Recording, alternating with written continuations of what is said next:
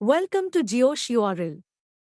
Today I would like to explain in simple words about how to use link groups in the JioSh URL platform. Link groups are a useful feature that allows you to organize and manage your links in a convenient way. Let's go through the steps together. First, log into the JioSh URL platform using your credentials. Once you're logged in, look for the left side panel and click on the link groups option. This will take you to the link groups section. To create a new link group, click on the Add New Group button. A new window will appear where you can give a name to your link group. Choose a name that helps you identify the purpose of this group. If you want to make changes to a link created by JioSh URL for your link group, simply click on the Edit button.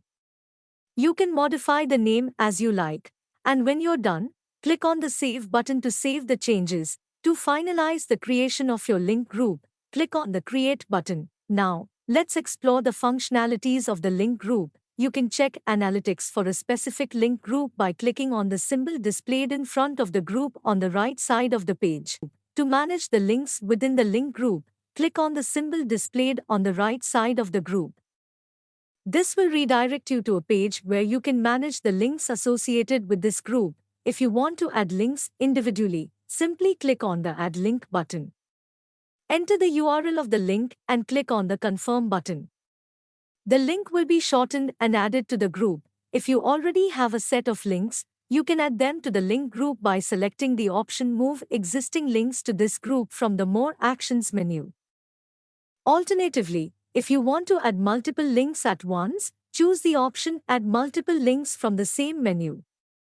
In the new window, you can enter one URL per line, and all the links will be added to the group simultaneously. To obtain the links data in CSV format, click on More Actions and select Export Links in CSV.